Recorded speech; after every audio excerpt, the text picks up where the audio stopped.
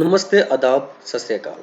उम्मीद करता हूँ कि आप सब अपने घर में अच्छे होंगे, स्वस्थ होंगे और अपने घर वालों का ख्याल रख रहे होंगे। तो आज का वीडियो हम लेकर आए हैं रैम के ऊपर कि रैम क्या होती है, उसके बारे में आज हम इस लेक्चर में पढ़ेंगे।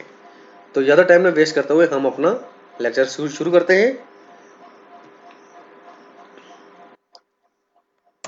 देखिए, रैम के बारे में हम पढ़ेंगे यहाँ पर कि रैम होती क्या है।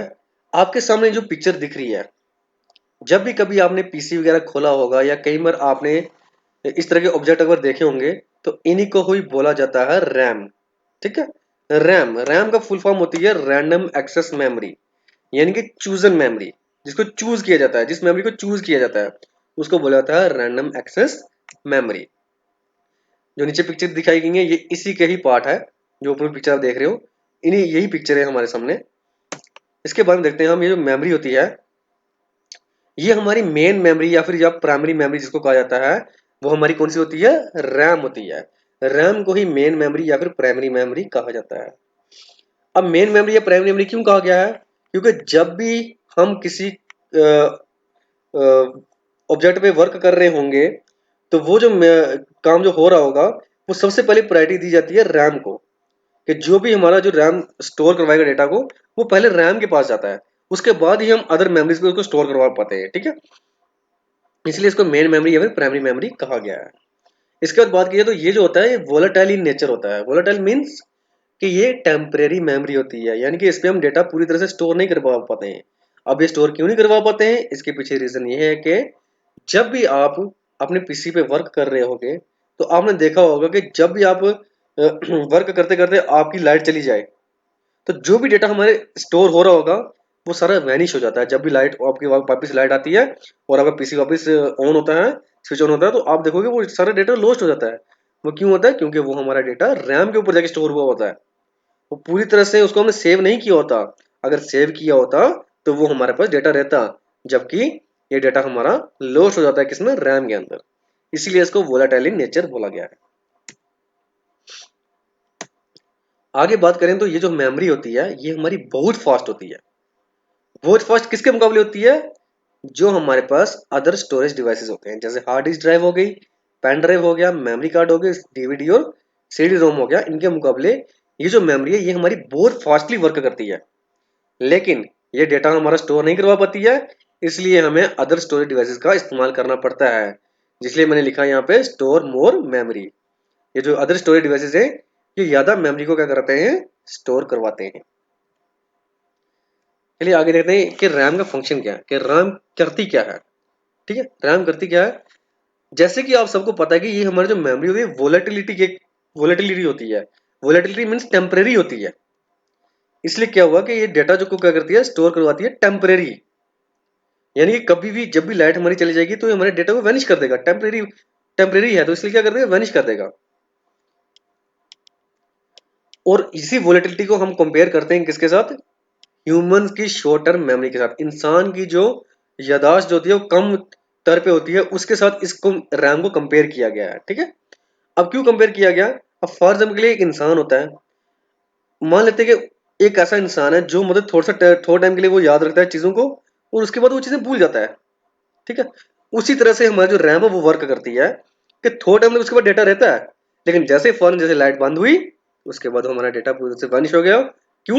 जब तक हम उस डेटा को पूरी तरह से हम अपनी मेमोरी के अंदर स्टोर नहीं करवा लेते। ठीक है। आगे देखो तो अब इसी वोलेटिलिटी की वजह से, क्योंकि इसके पास ये ज्यादा डेटा स्टोर नहीं करवा पाता, तो इसके ऊपर हमारा जो काम है वो तुरंत हो जाता है। इमीडिएट वर्क करता है, तुरंत काम होता है इसके ऊपर। और तुरंत काम होने की वजह से ये क्या रखता है? अपने पास रखता है 1 मिनट में ये कुछ ही फैक्ट्स को अपने पास रख सकता है। 1 मिनट में इसके पास कुछ ही फैक्ट्स होते हैं। आगे हम पढ़ेंगे ये क्यों होते हैं, लेकिन पहले आप समझो कि वोलेटिलिटी की वजह से टेम्परेरी डेटा स्टोर करवाता है। ठीक है। काम इसमें तुरंत हो जाता है, लेकिन इसके पास 1 मिनट में कुछ ही फैक्ट्स, यानी कुछ ही वर्क वो कर पाता है। Limited number of facts in a minute. 1 minute में लिमिटेड काम ही कर पाता है, सीमित काम। आगे देखें तो जब रैम पूरी तरह से भर जाती है, तो क्या होता है? क्या होगा कि आपके सामने ये जो पिक्चर दिख रही है, इस पिक्चर को हम बोलते हैं प्रोसेसर। किसका प्रोसेसर? कंप्यूटर का प्रोसेसर। ठीक है। अब जो ये प्रोसेसर है, ये क्या करेगा, ये रिपीटेडली बार बार क्या करता रहेगा, हार्ड डिस्क के पास जाएगा, ठीक है। प्रोसेसर बार बार हार्ड डिस्क के पास जाएगा, वहां से पुराने डेटा को रिप्लेस करेगा किसके साथ, नए के साथ, ठीक है। वहां से जो नया डेटा है वो लेके आएगा और पुराने डेटा को वैनिश कर देगा वहां से रैम के ऊपर, ठीक है। जब भी रैम हमारी फील होगी तो प्रोसेसर क्या करेगा, बार बार हार्ड डिस्क के पास जाएगा और ओल्ड डेटा को ओवरले करेगा किसके साथ, नए के साथ, यानी कि पुराने डेटा को वैनिश करेगा, फिर नया डेटा उसके पास लाता रहेगा। और इसी के कारण क्या होता है, हमारा कंप्यूटर स्लोली वर्क करता है। काम जब भी इसके ऊपर काम होगा तो क्या होगा, ऑपरेशन जो भी होंगे हमारे स्लो होंगे, ठीक है।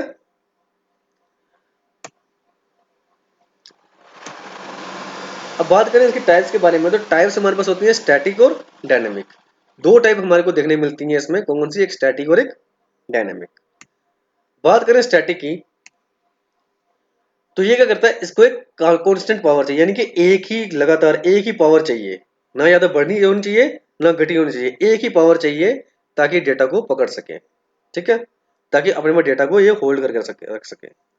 उसको बार बार हमें रिफ्रेश करने की जरूरत नहीं पड़ती है। रिफ्रेश यानी कि बार बार हम इसके ऊपर नहीं काम कर सकते कि बार बार उसको बोलेंगे हाँ भाई तू ये डेटा बार बार रिफ्रेश करके लिया, वैसा नहीं हो सकता इस पे काम। उसके बाद करें तो इसकी जो राइट स्पीड है, राइटिंग स्पीड इसकी बहुत फास्ट है, वेरी फास्ट। यहाँ पे मैंने वेरी फास्ट का यूज किया है, आगे बताऊंगा क्यों। देन हम बात करते हैं इसमें जो जो डेटा हमारा इस्तेमाल होता है, इसका बहुत कम मात्रा में इस्तेमाल किया जा रहा है। क्यों, क्योंकि इसके पास पड़ी होती है कैश मेमोरी, इसके बगल में होती है कैश मेमोरी, जो क्या करती है वो इससे भी फास्ट होती है। उसकी वजह से क्या होता है, स्टैटिक रैम का इतना ज्यादा यूज नहीं किया जा रहा है, स्मॉल अमाउंट में इसका इस्तेमाल किया जा रहा है, ठीक है। नेक्स्ट बात करते हैं डायनेमिक मेमोरी के बारे में। तो डायनेमिक मेमोरी जो होती है उसको मोर पावर, ज्यादा पावर चाहिए। ज्यादा पावर किसके लिए, डेटा को होल्ड करने के लिए।